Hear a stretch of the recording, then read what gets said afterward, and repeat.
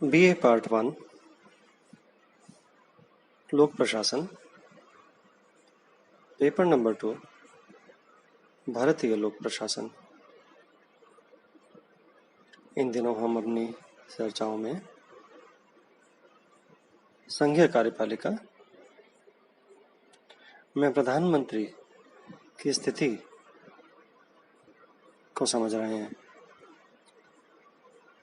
हमने अपनी पिछली चर्चा में समझा कि कैसे प्रधानमंत्री की केंद्रीय संघ कार्यपालिका में एक यूनिक पोजीशन है, एक ऐसी स्थिति है जिससे कि वे सारी केंद्रीय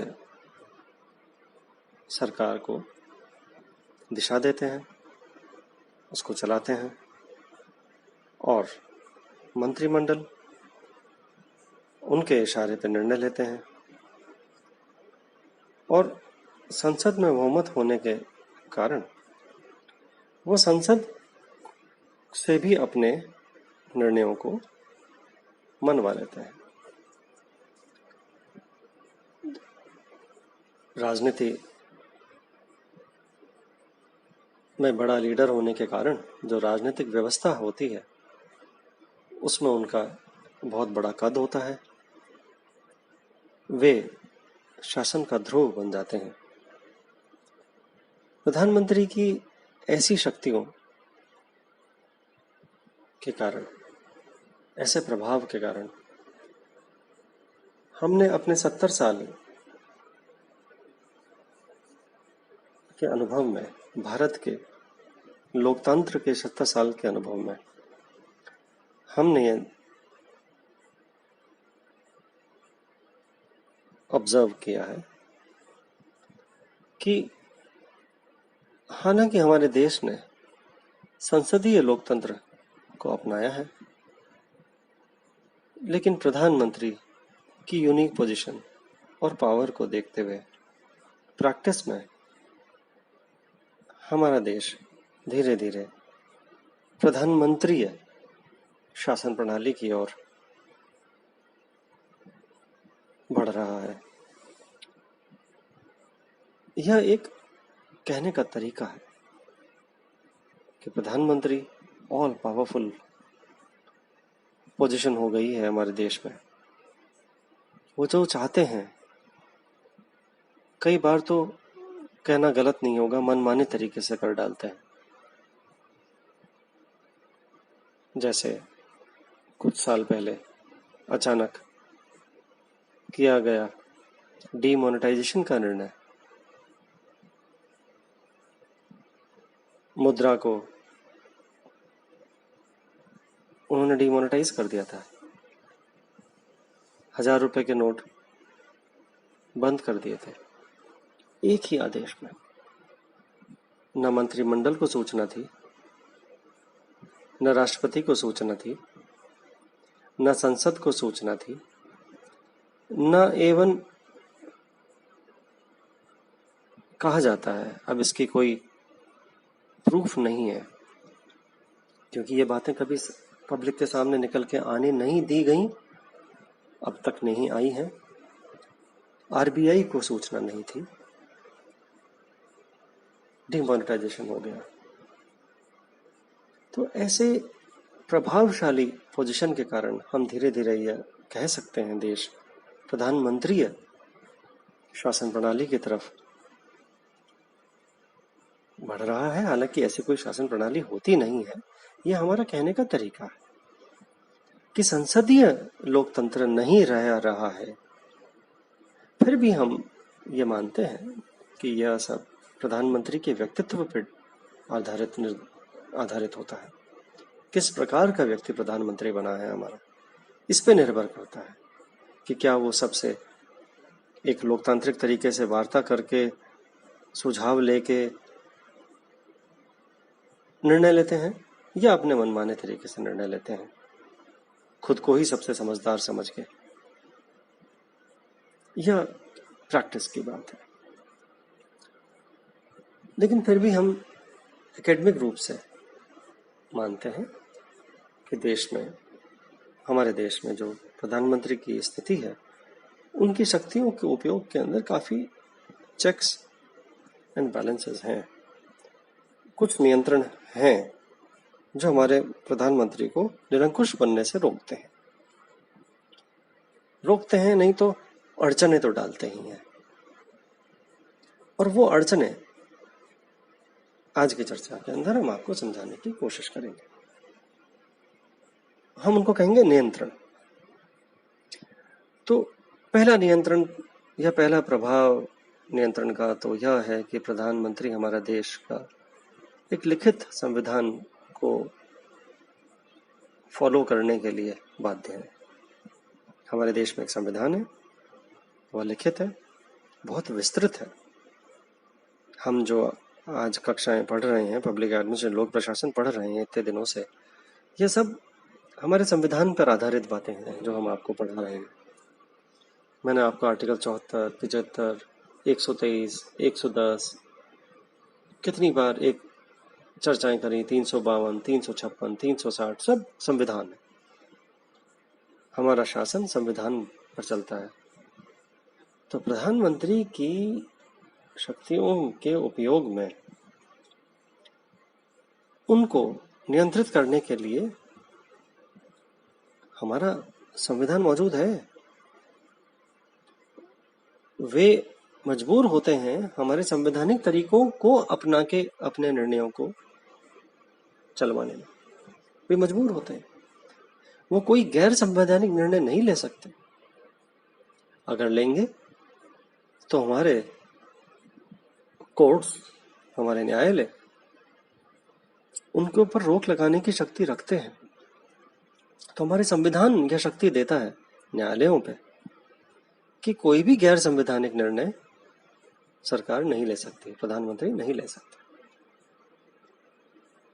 ये बात अलग है कि वो उसमें उन निर्णयों को कोई चैलेंज करेगा, सुप्रीम कोर्ट उनको सुनेगा, उस पे विवाद होंगे, समय निकलेगा, कितना समय लगे, और क्या सुप्रीम कोर्ट वाकई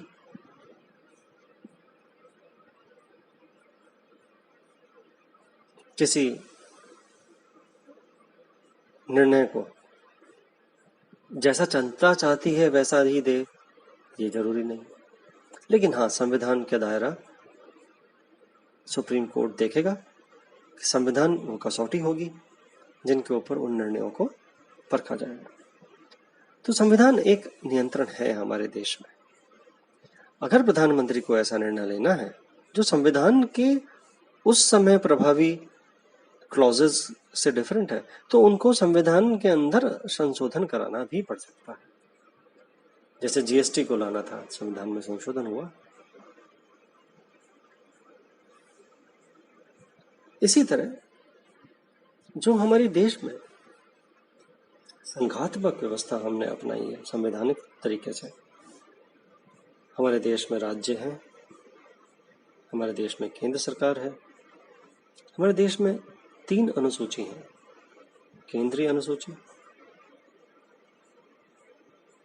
राज्य सूची, केंद्र सूची, राज्य सूची और समवर्ती सूची, 3 सूची। जो 3 लिस्ट हैं वो हमारे देश के अंदर संघात्मक व्यवस्था का आधार है।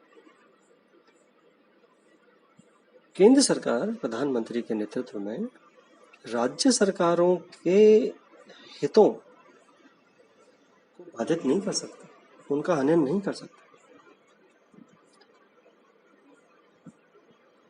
नहीं तो न्यायालय मौजूद रहेंगे, संसद मौजूद रहेगी, राज्य सरकारें उठ के विरोध कर सकती हैं। तो ये जो 3 सूचियां हैं उनका आदर करते हुए प्रधानमंत्री को निर्णय लेने होते हैं। तो केंद्र सरकार राज्य सरकारों के अधिकारों का हनन नहीं कर सकती। अब इसमें आजकल जो एक विवाद उठा है कि जो फार्म बिल्स आए हैं, फार्म मतलब किसानों से संबंधित, खेत से संबंधित जो अभी नए कानून आए हैं वे तो कृषि से संबंधित थे। तो क्या कृषि राज्यों का सूची में नहीं है? राज्यों की सूची में भी है। केंद्र के अंदर भी कृषि मंत्री होता है, राज्यों के अंदर भी कृषि मंत्री होता है। और कृषि को माना गया है कि मूलतः वो राज्यों की शक्तियों की परिधि में आता है। लेकिन हमारी अभी की मंत्रिपरिषद ने, मंत्रिमंडल ने, प्रधानमंत्री ने कृषि पर 3 नए अधिनियम, नए लॉज बनवा दिए, लोकसभा से पारित हुए, राज्यसभा से भी पारित हुए। तो अब यह विवाद चल रहा है कि क्या राज्यों को से पूछा जाना चाहिए था, क्या राज्यों को पहले चर्चा में शामिल करना चाहिए था, राज्यों से सहमति लेनी चाहिए थी, या उनके बगैर भी यह कार्य किया जा सकता था। तो यह एक नियंत्रण का तरीका है, दबाव बन रहा है राज्यों के हितों को कोई भी केंद्र सरकार अनदेखी नहीं कर सकती। और नहीं तो संसदीय तरीके मौजूद, संसद के अंदर आपको हर चीज पारित करानी पड़ती है, राज्यसभा भी मौजूद है।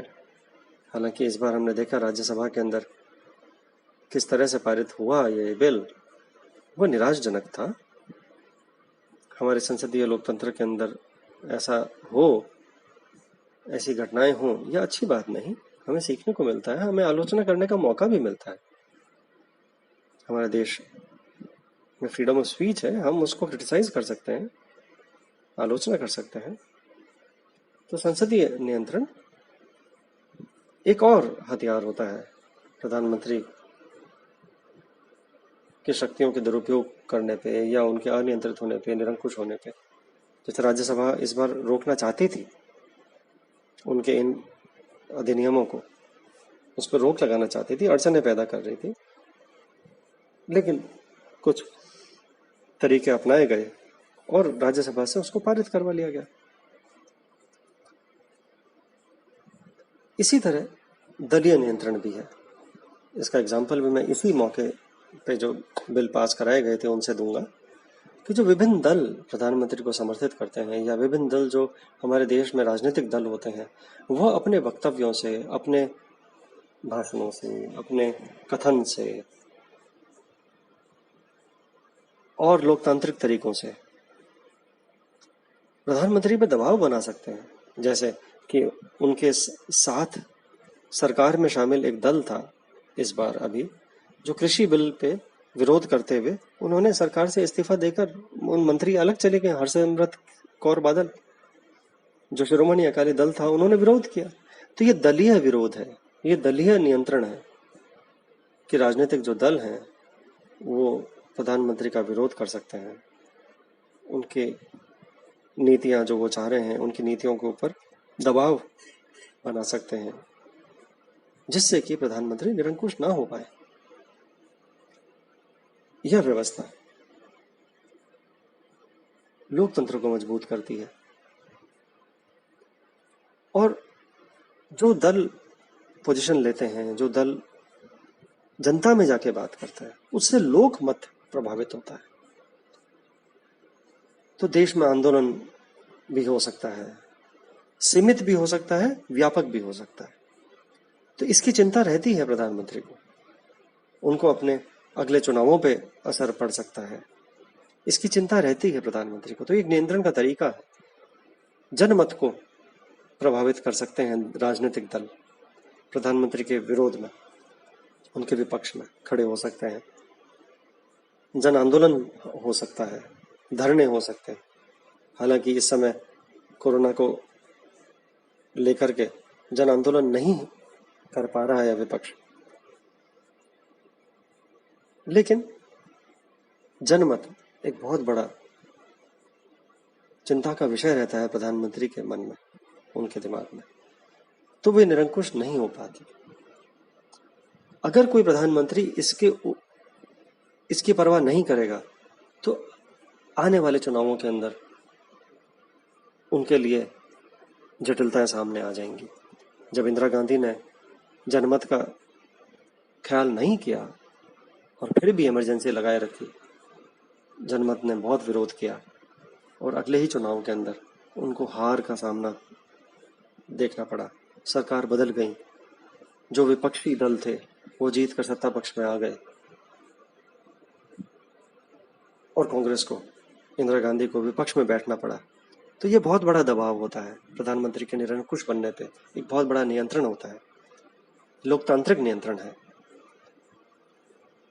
और आगे इससे चर्चाएं अगली बार करते हैं। आज के लिए धन्यवाद।